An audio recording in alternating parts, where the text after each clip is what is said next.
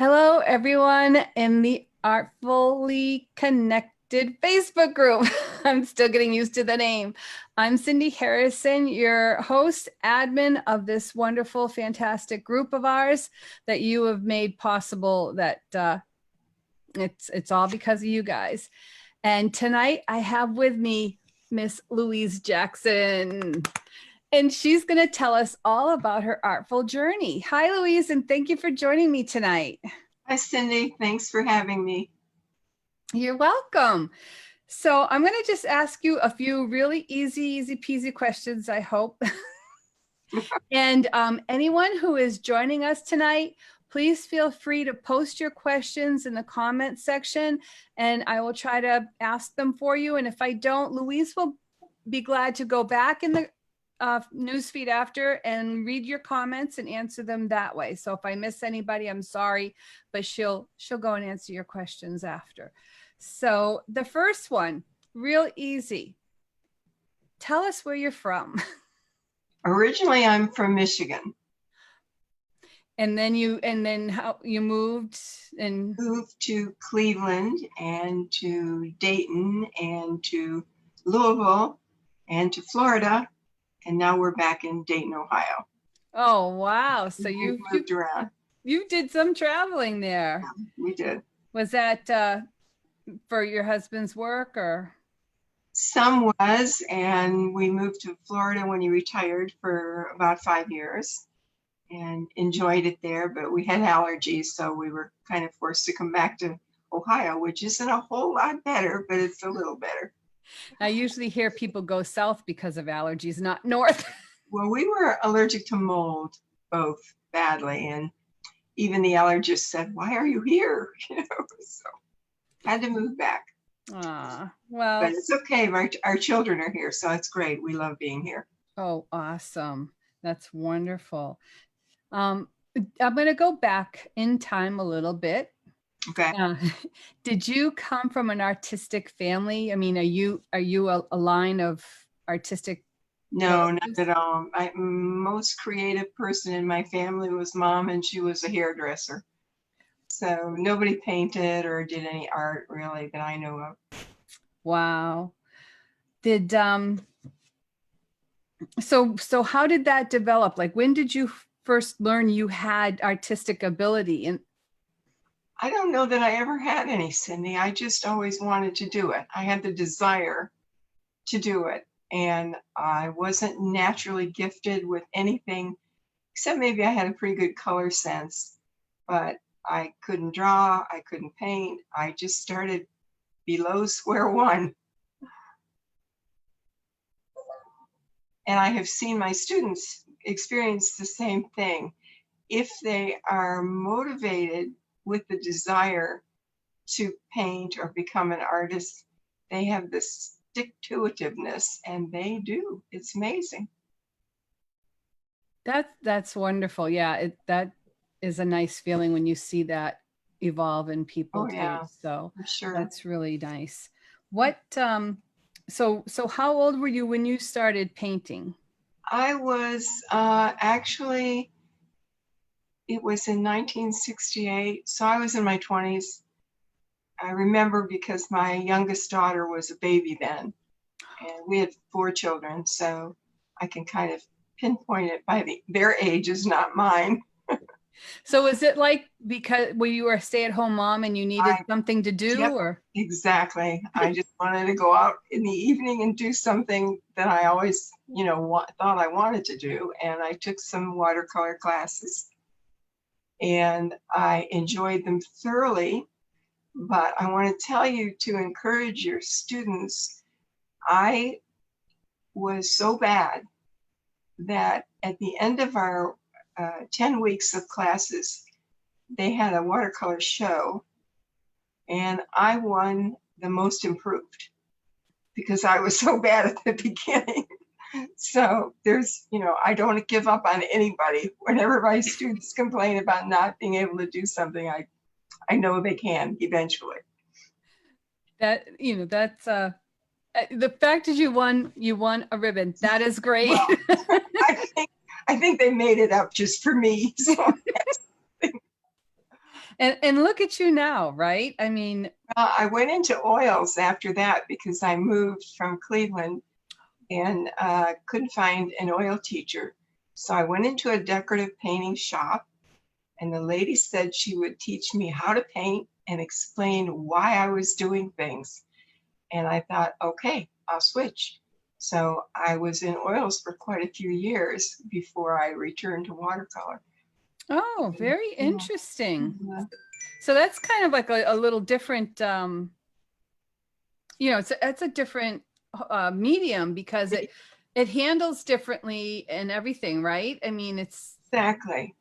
But what I learned from that was it doesn't matter what medium you work in, because learning the art principles are the same in all the mediums, just the handling of the medium is different. okay. So if you can paint an apple in acrylics, you can certainly paint one in oils or watercolors as well, because you understand the concept of something, making something wrong, having values, that kind of thing. So, You're very right. I mean, obviously. oh, I'm not always right, but I am pretty sure about that one because I experienced it myself. Yeah. No, I agree with you. I agree with you. So when you started painting, you started in watercolors, and then did you like when you were doing that, was there somebody that influenced you why you I wanted wasn't, to start painting? And no, not really. I just, as I said, I wanted to get out of the house and do something other than bowling or play bridge. So I took a painting class.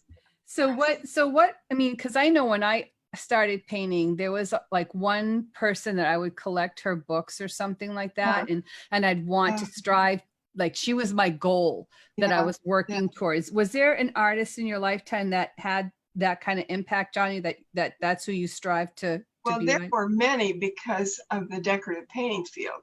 Because once I was exposed to that, uh, then I began to admire different experienced artists' work. And I would try and study with them to learn how they did things and why they did things. And Mary Jo Leisure is always at the top of my list. And Linda Wise, I painted with Linda for a long time. And oh, you put me on the spot now. Helen Barrick. I mean, you name any of the teachers that were there 20 years ago, and I was taking classes from them, I guess. And so I would say, on Sushiwi, um, I learned something from each one of them that is part of my painting today. And I'm so grateful that I discovered that group of artists. That's wonderful. Yeah. I and some of those have been, I had several Sue Shiwi books and Helen Barrick, her collection, and yeah, a lot of those. So I know that feeling. What in I how mentioned, I forgot one really important one was Anne Kingsland.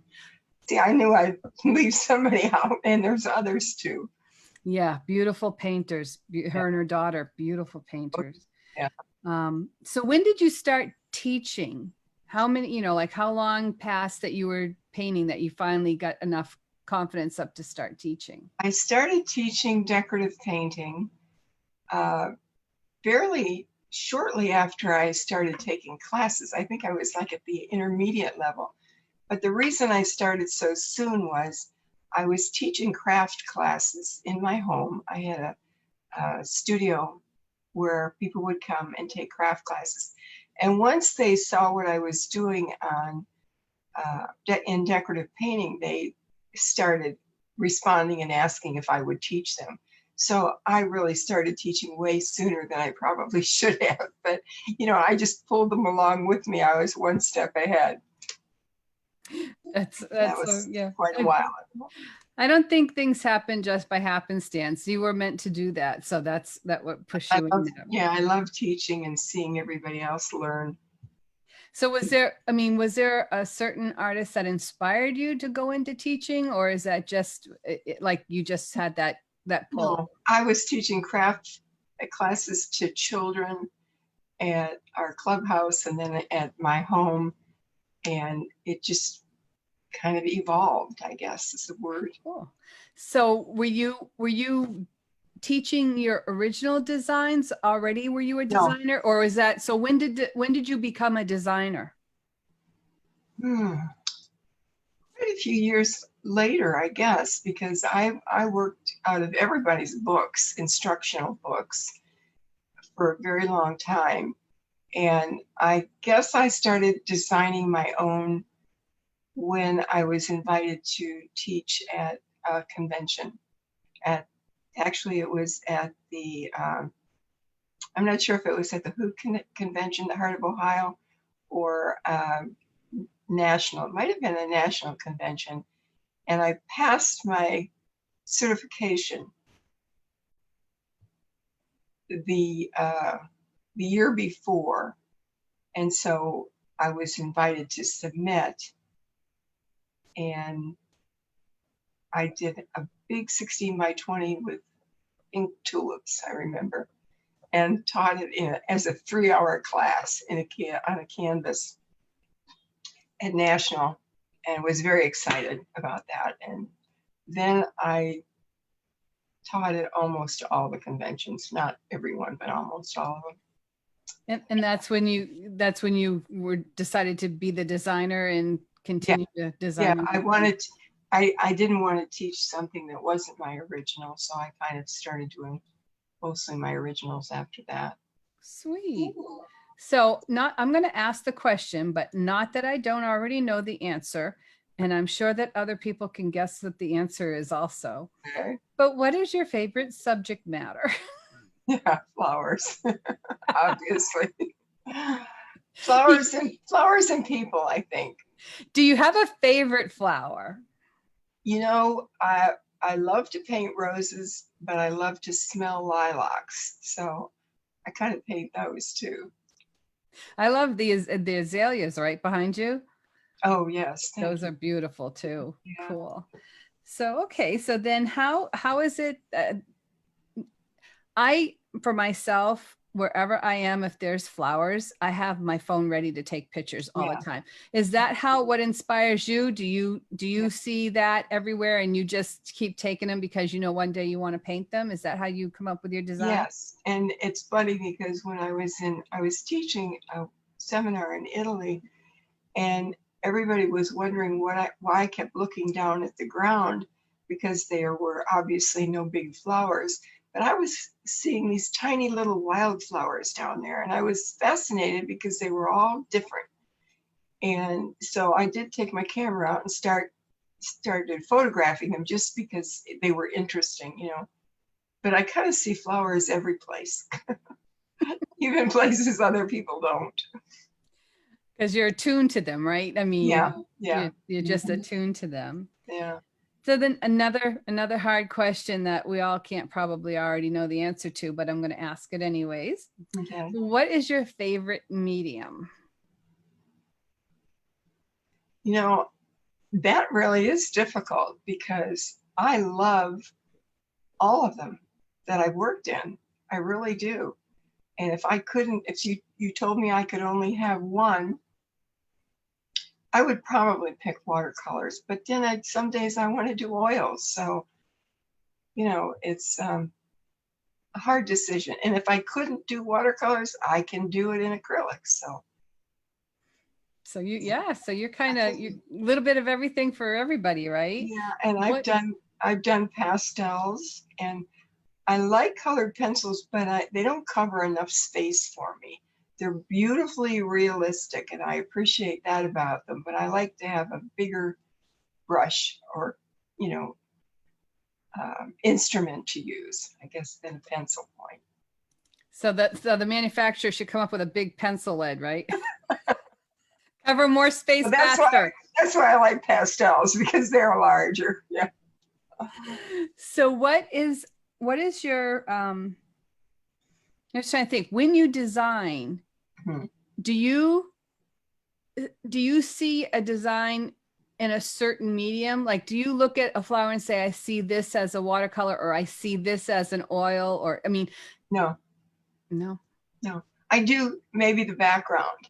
when I get to the background point, I think, oh, that would be really nice if it were wet and loose and drippy, or have vivid color. Maybe I'd want oil, or, but unfortunately, I gave all my oil paints to a friend that was a teacher in Florida when I left Florida about 7 years ago. And there's been about 3 or 4 times where I thought, oh, I wish I had some back, because I just want to do something in oils. So someday I may get around to getting some more and playing with them again. But especially a sherry roll. I mean, you look at sherry stuff and you gotta want to do oils. It's so gorgeous.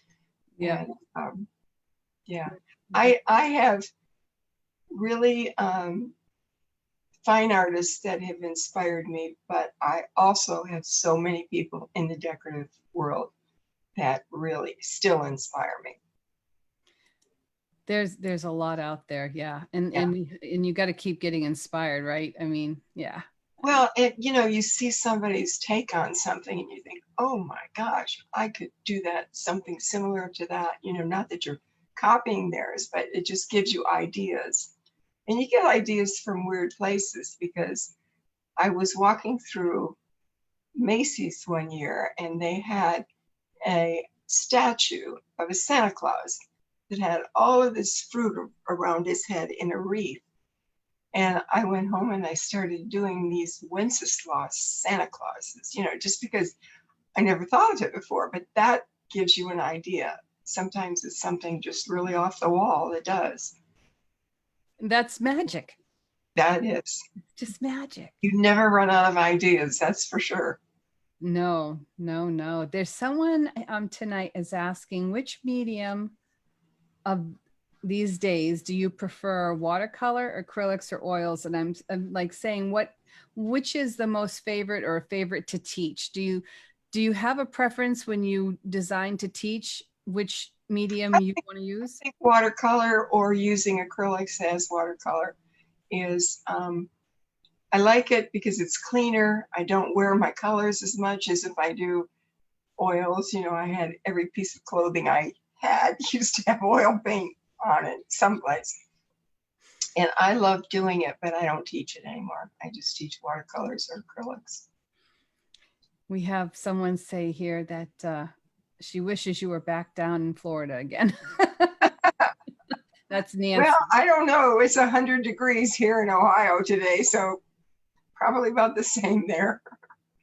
Sandy asks, do you ever combine oils, watercolors, and or acrylics in one piece? I don't know if I've done all three. I've definitely done two. I used to do a lot of oils over acrylics. And I've used acrylics with watercolor. But I don't think I've ever done all three together. Not that you couldn't, because I'm a true believer that you use whatever you can make the painting work. And as long as you follow the fat over lean rule, where the watercolor would be the leanest, then the acrylics would be next, and then the oils would be on top, that will work. And I do remember one time trying to show somebody something and using oil paints on top of watercolors. So I know I've done that. But I don't know that I've ever done all three, but you could. Why not? Well, yeah, try it. But yeah. My goal is to make it look like whatever I'm trying to make it look like. And I don't really care how you get there. Sandy's also asking, do you like to paint holiday related designs? Some, yes. I have some of my favorites. I do the Santas, as I said, and I do I've done like about 4 nativity scenes, which are real special to me. And I love the Christmas flowers, of course, and probably nothing out of the ordinary for Christmas, but just things that I personally like. Let's see. Mary is asking, what is the hardest flower to paint?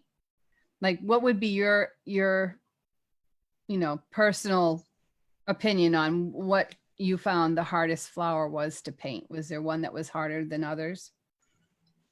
No, they all basically follow the same concept of a rose. Or the azaleas behind me, they've got uh, not only an outer form, but they've got interesting things about them. You know, some have more streaks in them, some roll back. Um, for instance, let me just for the heck of it hold this up. You can Okay. look at how many different petal shapes you get just on a rather simplified rose. And once you learn, say, this rose and understand how to create those parts that roll out, or that cup up and stay straight, or that wrap around like these do in the center, then you can paint any flower. I mean, they're all petals and they're going in different directions, and you have to know how to make them go in those different directions. So I don't think I've ever found one that I That you struggled with. didn't feel it was too hard. Oh, that's good to know. It makes me feel more confident that I can paint any flower. And I've got some, I call this a timeout seat. So I have some flowers in the timeout seat that I Okay. started with base coating, and I just can't get any further on them. It's like a hurdle. And it's like, now you're making me feel like Okay. I can do this. Well, let me tell you one even better. If you can paint a rose, you can paint a portrait. Oh, Yeah, that is not any more challenging than painting the features. that's a heavy thought. That's a heavy thought. I do Let's, a lot of portraits, and in fact, I've been working on one today. Um, I love to do them because I don't do commissions. I only do family members. And I've not run out of family members that are having babies yet, so young ones. So it's very personal, you know. And then all of my grandchildren have their portraits painted many times, like 5 or 6 times each. And then they each have their graduation paintings, which hang in my dining room. And what I do, if any of you are into portraits, is when it's complete, I take it to the printer and have them run it and color match it. And their printing process is almost like making it into a giclée, if you know what that is, a real archival print. And they do it so well, and they match the colors for me. And then I frame that one and give it to the person who I painted, so that I get to keep the originals. sweet. So when I'm gone, they can have the originals. But until then, I have them in my dining room. Oh, nice. Yeah. Jana's asking, do you have any tips on cleaning and storing your brushes? Well, I started in watercolor using sable brushes, but I no longer use them because I have synthetic brushes, and you can see I have a double-ended one. That's a flat, and that's a round on that one. But they're golden synthetics, and I really like them because they've got the spring of a sable, and but they hold up and last way longer than the very expensive sables do. So that's all I use are these golden synthetics. They're all of them, every one of them is made out of that same hair, and that's just a personal choice. I think the ones that are white, I think they're nylon. They don't work as well because I don't get as much bounce for spreading my paint. But cleaning them, any Dawn, if you've got a really dirty brush, I'll put a little Dawn out and just work it in that. And if you get one that's really gummed up, let it sit in Dawn overnight. Mm-hmm. When I was using sables, I would only use shampoo on them, which is a little gentler. But on these, I use Dawn. I never heard anyone use shampoo, but why not, right? That's because I'm so old. That was just traditional back when I started painting, I guess. So these brushes, do you use them? Do you use them for both watercolor and acrylics? Yes. Mm-hmm. And you don't have to have a separate set for each? Oh, just keep them clean.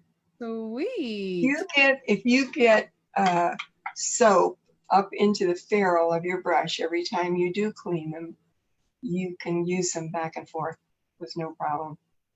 Oh, cool. Nancy's asking, how often do you, oops, hold on, I lost it.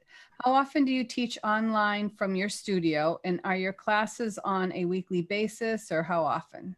No, my classes are online at louisejacksonpaintingclasses.com, and you purchase the packet. I shouldn't say packet. You purchase the video, and you watch the video, and you get another painting in a packet, just like you would buy a packet with photos, and in written instructions. So you get two paintings. You get the one to watch, and then the packet is, I try and make it with similar techniques to the one that you've watched. So you'll be able to do it easily. Oh, nice. And the prices are based on the length of time the videos are. So they're and there, there's, and they can watch them anytime they purchase them. yes. And we also have quite a few free tutorials, like how to paint leaves, how to paint water drops, how to blend watercolors, those kinds of things. So if you want to just go and see the free ones, that's fine too. Why not? Joyce is asking, do you see flowers in color of paint? Like a rose is burgundy with burgundy wine shadows, or do you start breaking down the colors of realistic flowers to make a design? I see colors in value. Where are the darks? Where is the light hitting it? What would make an interesting composition? I'm especially fond of, and I've done this a couple of times where I've bought photos from photographers, because that's how they photograph them with the, they make the light important. And if I see one, I will purchase it and see if I can get written permission from the photographer to paint it and teach it. And many times I have done that, just because they practically paint it for me. They make all the decisions when they've got a good light source on it. But most often I work on my own. But I have to tell you, if you're going to photograph flowers, the best time to photograph them is when the sun is at an angle, like a really strong angle going this way or this way, because then you'll get a real nice light area and some real good dark shadows. And that's what makes any painting, are your values. You can use any colors you want. Cool. Because the next question is, what colors are you drawn to? Any color palette in particular? Cool. Cool. Cool colors. Yeah, a cool palette. It can be anything from blues and greens and pinks and burgundy and red. I like red. I'm not an orange person, but I force myself to paint things in peach tones and oranges because my students like a variety too. And I've got some, sometimes I just slip in a little warm color too. I've got one I'll show you as an example sitting here. This is a combination. And you can see how I just put a little bit of the warmth in there, even though the rest of the colors are all very cool. So I try and force myself to do that because I know it makes a better painting. Whenever you have some of the opposite in, particularly in the focal area, if you've got an overall cool painting and you put in some warmth, that's what draws your eye. And the reverse is also true. We're getting all the knowledge tonight. This is more than just an education about your artful journey. You got some color theory in there. So thank you very much. And thank you everyone who's joining us tonight and asking these lovely questions. The next one is, which brand of watercolors do you prefer? I I would say that there's a top, make a selection from the top 5 or 6 brands and always buy good quality artist pigment. I have mostly Winsor Newton on my palette, but I also have Mission Gold watercolors on my palette. And the reason that I like both is strictly because they have different colors. Like Mission has a green that I use straight out of the tube, and it's the only one on the market like that. It's called Shadow Green. And they have a red violet that I absolutely love, can use it straight out of the tube without mixing, to mix it, 2 colors together. Predominantly Winsor Newton's, New Gamboge, Permanent Rose, and Antwerp Blue. I can paint anything with them. I can make black, I can paint, and for the first year and a half that I went back into watercolors, those were the only 3 colors that I used. And I learned how to mix everything with those 3. They were clean and transparent for one thing, so they work beautifully for watercolors. And people used to stand in my booth and say, how does she mix that black? It's so beautiful. And that was how it was with all the 3 primaries. So they are my favorites. So name them again. New Gamboge. The Gamboges are yellow. Yeah. Permanent Rose. Permanent Rose. And Antwerp Blue. Antwerp Blue. I have those. You see, you're all set. That's what I always used to teach my beginners to work with, because I had a bunch of the girls that run the Heart of Ohio convention come down to Kentucky when I lived there. They came down for a week-long seminar, and I taught them to use those 3 colors. And the next year when they came back, they said, we never have to ask you how to mix color again, because they learned it, over that time period. That's a good way to start for beginners. And Nina B is, she says, Louise, hi there. This is B. Peterson. I took several classes from you in Florida. I'm in North Carolina now, and I'm going to check out your videos. So just good. Ask her if she's going back to Florida. You just did, so she can answer. She can answer when she hears that question. Nancy's asking, what do you feel is the best watercolor palette, a plastic or a metal one, or the workhorse with the different sections? Which works best for beginner watercolors? It's really, I would say get something with a lid on it so you can close it. And something with as many wells as you want to have to put colors in. Some of them might just have 8 wells, and that's plenty for a beginner. And then you have to have some mixing area too. So even buy a really inexpensive one without a lid, and you can cover it with saran wrap. That works fine for a beginner. I had designed one at one time. It was called an Easy Clean palette. And I loved it because you could take the areas where you mixed your paints and stick that under the sink, and it didn't make all of your colors run. But they're not making it anymore. So I don't know if there's another one on the market like that or not. When you set up a palette, yes. Do you put the whole tube of watercolor in each well, or do you just squeeze out a little bit?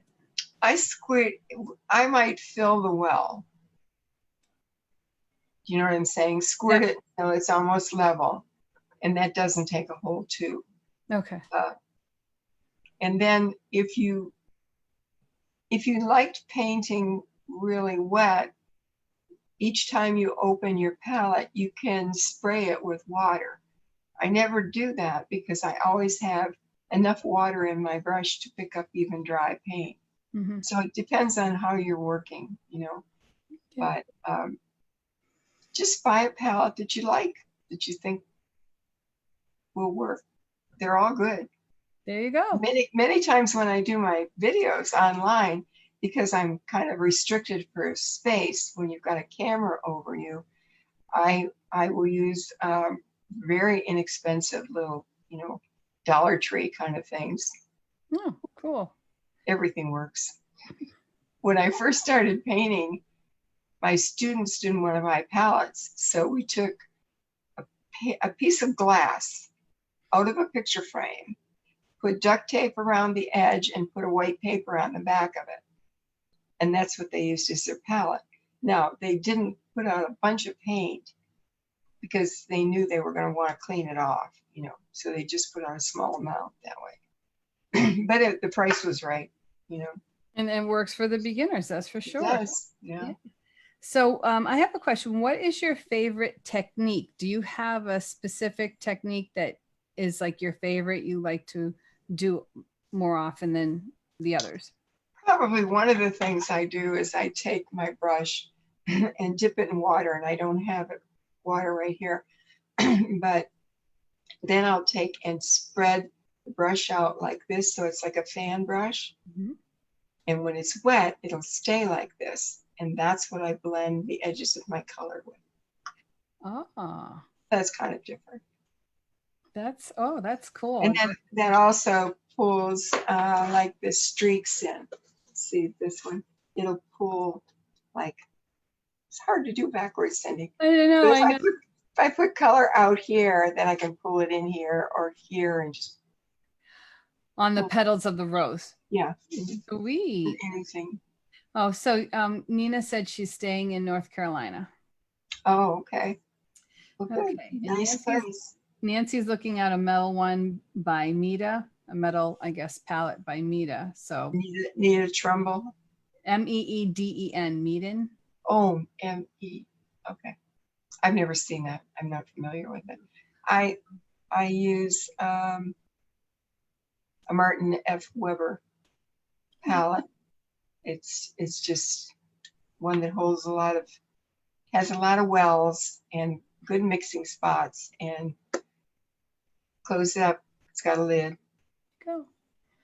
Nancy's, let's see, Nina. Nina says, I have your brushes. I have your iris, rose, and brandy glass on a table hanging on my wall. Oh, nice. So it's sweet. Wonderful. Yeah. And see, Nancy asks, what do you place your removable pans in for the palette? Plastic container or something else, so that if we want to interchange the pans and the colors. So do you use a removable pan palette? No, I don't. Okay, that answers that question. Yeah, sorry I can't help. I don't know. That's okay. You can, yeah. What is your best tip? Do you know what is a tip that you find you tell the most? Why don't you come back to that one? Let me think about it. Okay, I can do that.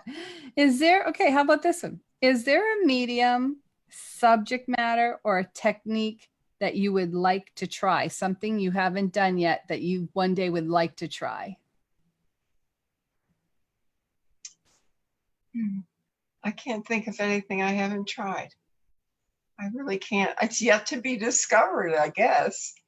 I spent a whole year doing acrylic pouring a couple years ago when it was brand new.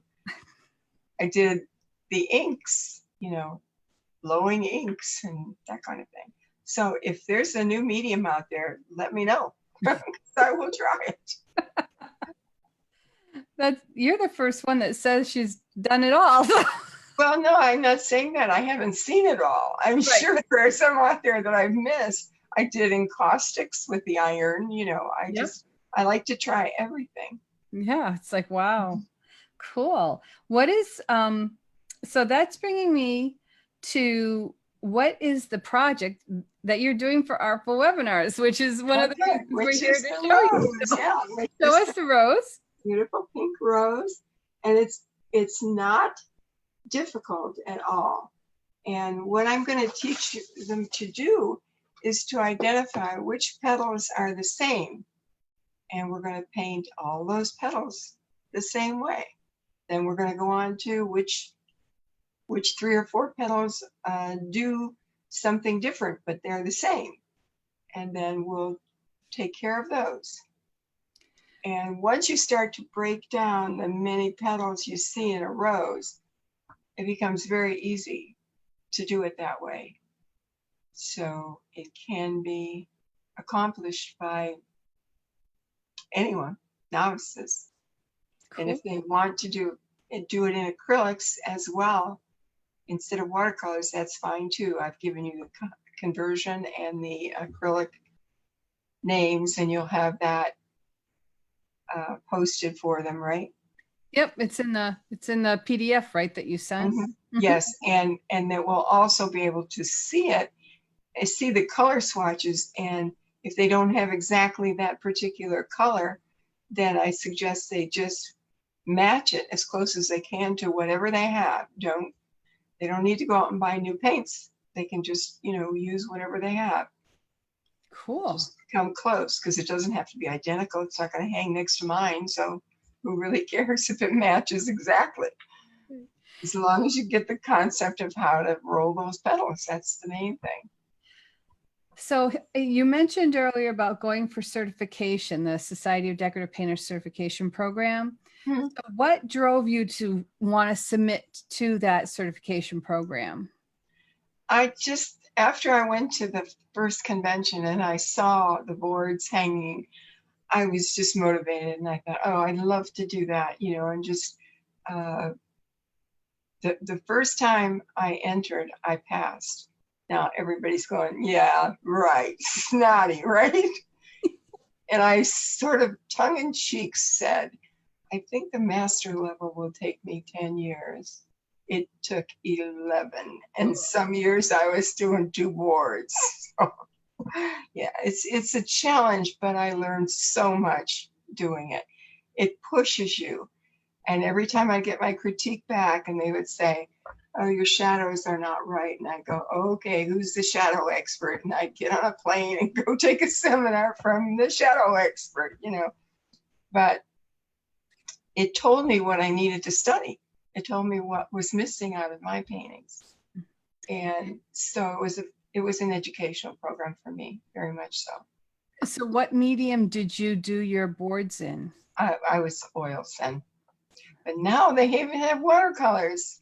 And colored pencil. And colored pencils, exactly. It's just amazing how the program has opened up to let everybody come in and not say you have to be an oil painter or only acrylic painters can pass, whatever.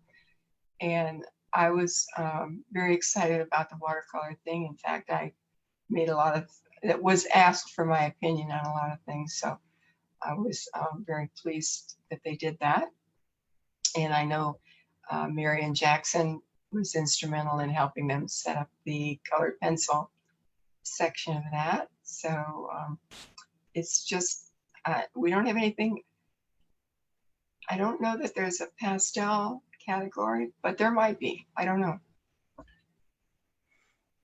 Everything seems to, if you can make the painting work in whatever medium you're doing it, that's the important thing. Mm. But they made the entry level one be a much simpler design. I don't know if you're familiar with them now. Yep. But it's like little rectangles of individual objects, so you don't have to put a whole still life together. Right. It's the ADP, right? That's the initials. Yeah. Mm-hmm. Yeah. Cool. So if you haven't tried it and you want to just have a different experience, do try it. I tried it once. Well, you gave up too easy, I'm sure. Yeah, no, it was a good experience. And I have my board and I have my critique. That one over my head up there is just a sample of my first run, which I like a lot. But I know where I could definitely improve. So there is a good experience there for anyone who wants to go for it. It's really a beautiful learning process. Oh, yeah. Kathy is asking, can we use a smaller piece of paper for the rose class that you're doing for the webinar? Yes, if you make your rose fit, you can do it any size you want. Do you have a favorite watercolor paper brand or hot press, cold press, weight? 300-pound cold press, no question. The reason I say that is because my techniques work best when I can, say, wet one petal and have enough time to work on it, because I don't paint real loose, you know, and I love the look of the real wet, drippy stuff, but I don't do it. I put my color on and I blend the edge of it. And if I use the wrong paper, if it's drying up too fast, then I don't have time to handle the colors the way I want to. So it's just a matter of, I'm not saying there's any bad papers. It's just that that's the reason I use the 300-pound cold press, and I use either Arches or Winsor Newton paper, and there's some that I've had problems with, so I just stick to those two. You know, when you find something that works, you don't have to keep searching for more things. Exactly. Just more different techniques, I guess. Exactly. So I have the question is, where else will you be teaching? So I know that you have louisejacksonpaintingclasses.com, and those are your video lessons with full PDFs and color photos and everything. And I know with COVID-19, you're probably not asked to travel, or if you are, you're probably saying no, thank you. No, I basically retired from travel teaching about 1.5 years ago. So I have declined, and I need to stay closer to home. My husband's having some problems, so I just need to be here. But the wonderful thing is doing my online classes and doing a class for you, because I can still teach. You can, and you have That's so fun. much knowledge to share. That's the fun of it. That is the fun of it. So if people want to look at your classes, go to louisejacksonpaintingclasses.com. And if Louise, you have a Facebook page? You have a couple Facebook pages if they wanted to. Yes, yeah. I don't post very much on there, but I don't have like a web page. Right. More. Everything is on my paintingclasses.com. Right. And I know that you have Louise Jackson Painting Classes as a Facebook page, and you have some of your beautiful paintings and online. Okay. See, my daughter handles that. I am so not a computer expert. I did my homework today, and I kind of figured that. Okay. But you can go there and see what classes she has to offer there, and go like her business page. It's a beautiful page. And so do you have books or pattern packets that are also available? Or currently, the only pattern packets I have that are available are the ones that are going along with the videos. That's quite a production to do that and send out packets and mail and things like that. So I don't do that anymore. But the ones that are available will be, you get one video and then one packet of a different painting. And that's the way that I'm doing the packets today. Now, if anybody's interested in my large watercolor book, which was a North Light book, they're still available online. Every once in a while, I'll run across them, or you can just Google my name, and they have them. They sell used copies, new copies, all kinds of stuff. But I don't carry. I don't have any of those left. Well, very good. So if anyone has any more questions for Louise, you could ask them.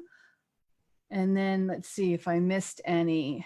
How many, do you have a lot of palettes? Someone's asking, how many palettes do you own to store your watercolors in? And someone she knows has many. Do we need many?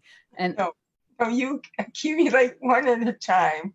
Yes, I have many too, but I have so many that I was teaching at a grade school when my grandson was growing up. And the teacher was kind of short on funds for, material, for art material.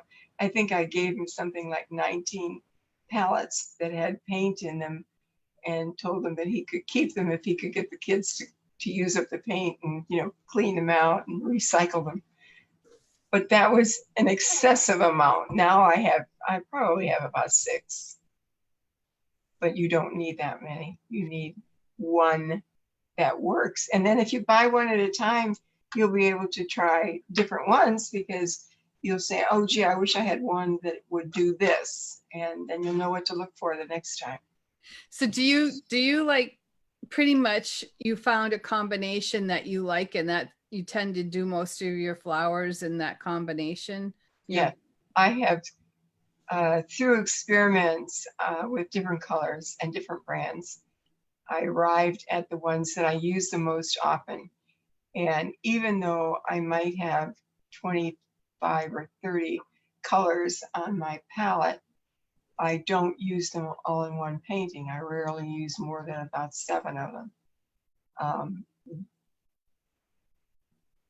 Yeah, you need to have a lot of wells. You want me to show you a couple? Sure. Okay, hang on a minute. It's always interesting to see the artist's palette, right? I am always interested in seeing how they set up. Not prepared, and they're not real cleaned up. But I have this black one, and it's called a Silver Nano 40. Oh. And here's the name down here. Mm-hmm. I just wrote that on there so I wouldn't lose it. And then what I do is I'll write on the outside edges initials for my colors, because I've got enough on here that I get confused as well. So this is what my palette looks like. It's so clean. Yeah, the other one's not. So, but this one just happened to be. But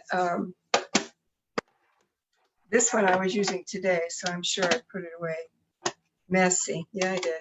See, it's mess. Oh, there you go. But this one has less wells in it, because if you remember, the other one had an extra strip that ran up here. Yeah. So that's why I like the other one as well.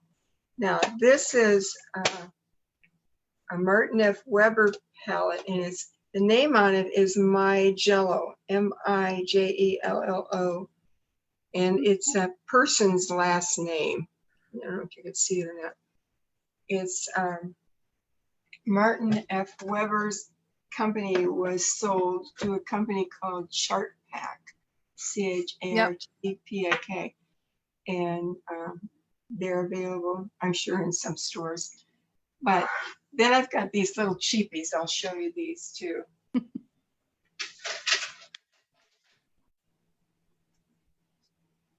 See these, and these are sometimes what I use in my videos, because they're just narrow and they don't take up a lot of room. But I do put a tiny amount of paint out, and then I clean it out when I'm finished. Okay. So you waste a little more paint by doing this if you're going to clean it off. But you could put it in a plastic bag and reuse it that way. Cool. Now that you're also going to be teaching for Artful Web, sorry, I'm confusing myself. Let me not confuse the rest of you. She's also going to be sharing with the Artfully Connected Facebook group, the one that you're on tonight. She's going to be sharing her video on the pink tulip on Thursday night at 7 p.m. Eastern. So people have been asking me if there's a list of colors that they should have ready for that. I watched the video and you kind of said pinks and greens. That's pretty much it. I'm pretty sure there's permanent rose and shadow green. I would have to go through the video, Cindy. Yeah. Or the notes. So I've been telling them kind of like pinks and greens, a Yeah. few values or whatever. If you have a color that goes to a burgundy, let's say Oh, just left my brain. Okay, let's say you're going to need a light pink and or a bright pink and a darker one that's closer to a burgundy. Okay, and you can use shadow green if you have it. If you don't, you can make a green like I use with ultramarine blue and a yellow. Any yellow. If you're using acrylics, it could be Hansa yellow. If you're using watercolors, it could be any permanent yellow light or primary yellow. Now, if you want to make a nice dull green like shadow green is, you mix it with yellow and blue. And the way you tone it down or dull it is to add a little of your red into it or your pink. Okay. So that makes it like a nice soft green that doesn't overpower your flowers. And what's the brand that puts out the shadow green color? It's Mission Gold is the brand name. But it's the only one in the tube that I know of. Cool. And Nancy's asking quinacridone. Quinacridone. Say that again. Quinacridone. Rose. Is that okay? Quinacridone rose, or is it quinacridone red? Yeah, quinacridone rose. No, she put rose, so. Yeah, okay. There's a difference. I just couldn't remember. Yeah, so was asking if that would, what do you think about that color for the? Oh yeah, that'd be good for the dark. It might work for the light if it's a pretty pink. I'm not real sure if it's bright enough. Ask her if she has like a permanent rose. So Nancy, look and see if you have a permanent rose. Okay, so the last question, back to your best tip. My best tip. Okay. Or any tip. Okay. If you're going to do a watercolor and you're going to, how can I say this? Always make sure that if you want to go back into, say, a petal and fix it or adjust it, dry it. Dry it with the hairdryer, because then you can go back and you can either lift your lights out or you can add more layers of colors to it. But it has to be dry between each step like that you do. And you can fix anything in watercolor, anything. You can either get it off or diminish it in different ways. And I'll teach you all those ways in the rose. Okay. Thank you so much. Thank you so much for being here and for being an Artful Webinar artist. And I look forward to Thursday night's video, Yeah. as well as the Artful Webinars webinar, which is going to be in August 22nd. 22nd. Yeah. On a Saturday from 12 to 5 p.m. Eastern, I believe. Yes. And if you want to join, she has some seats open, so you can go to artfulwebinars.com and sign up for Louise's in-person interactive. So it's like taking a class with her and having her sitting right in front of you, showing you've got the front row seat. Everybody gets a front row seat. So you get to see what she's doing up close and personal, and then you get to make beautiful art with her. So thank you all for coming and watching Louise tell us about her artful journey. It was a pleasure having you here, Louise. I'm so thankful. It's a pleasure to be here, and I'm so thankful you talked me through all this computer stuff. Yes, I have your back. And I hope that it's a wonderful experience for you. And anyone who hasn't tried it yet, just ask all the other people who have, because right now we've got a lot of people doing Zoom classes, and it really is, I say easy, but I know everything that, when you know what you're doing, everything's easy, right? Exactly. But I have one thing to add, Cindy, is that I learned during this process of doing things online is that you can see every brushstroke the artist is painting and how their brush is being held and loaded and spread and whatever. And never in all of my teaching did my students have that much close-up information. So it's really a great way Yeah. to paint. It is a wonderful way. So if you can't get out of your house and your chapters aren't meeting anymore and you need your painting fix, go check out Artful Webinars.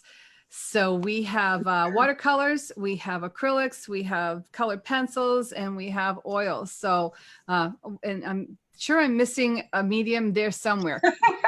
But pastels, maybe. Pastels, yes, there's Yeah. pastels also. Someone asked, you did pastels too, didn't you? Yes. Yeah. So there you go. There's the answer to your questions. If I missed any, I'm sorry. Miss Jackson will go back and she will read them and she will answer them.